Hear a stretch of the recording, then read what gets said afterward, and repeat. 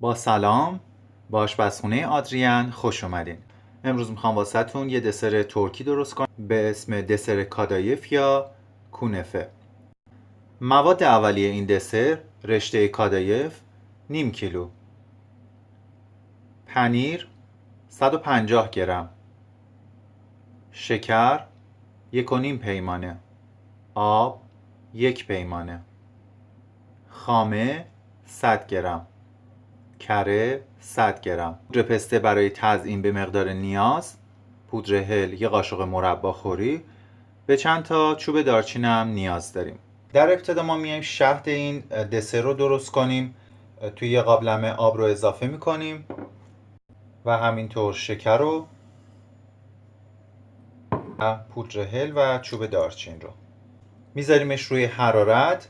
موقعی که به جوش اومد شعله رو کم میکنین و به اندازه 1 قاشق چایخوری آب لیمو بهش اضافه کنیم و باید اجازه بدیم شربتمون به قوام برسه. این دسر قالبای مخصوص به خودش رو داره که آلومینیومیه و شبیه به پیش دستی میمونه، ولی من این قالب رو نداشتم و از این قالب دارم استفاده میکنم. ابتدا این قالب رو با کره چرب میکنیم.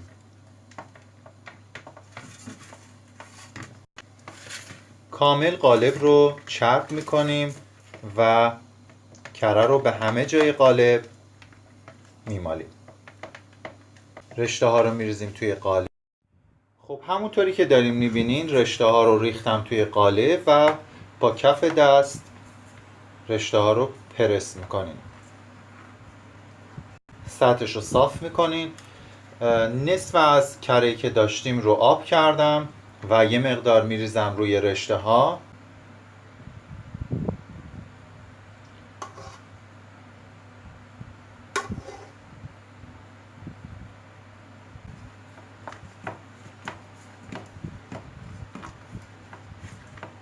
در مورد پنیری که گفتم، شما باید از پنیری استفاده بکنید که بی نمک باشه. حتی میتونین از پنیر پیتزا هم استفاده کنید. این مرحله پنیر رو اضافه میکنیم و با دست پنیر رو فشار میدیم روی رشته ها و وقتی کامل سطح صاف شد دوباره رشته هایی که یه مقدار کره‌ای کردیم رو اضافه میکنیم رو پنیر. این لایه رو هم به همین صورت با کف دست پرس میکنیم. دور قالب رو هم رشته ها رو بدین داخل که بیرون نمونه. الان آماده است که داخل فر گذاشته بشه. درجه حرارت 180 درجه سانتیگراد به مدت 30 دقیقه. بعد از 30 دقیقه که از فر در آوردیم بلافاصله شهدی که ولرمه رو میریزیم روی دسرمون. اجازه میدیم نیم ساعت این دسر بمونه تا کاملا خنک شه و بعد از خنک شدن ادامه فیلم رو با هم میبینیم. بعد از زمان نیم ساعتی که گذاشتیم دسرمون خنک شد، الان وقتشه که خامه‌ای که داشتیم رو بریزیم روی دسر.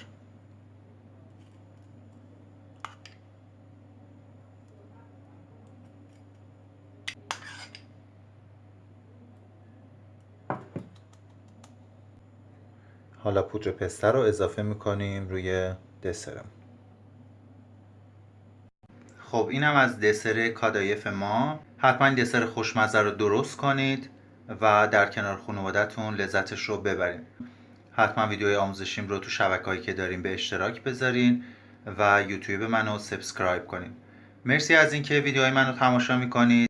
تا یه برنامه دیگه شما رو به خدای بزرگ میسپارم. بدرود.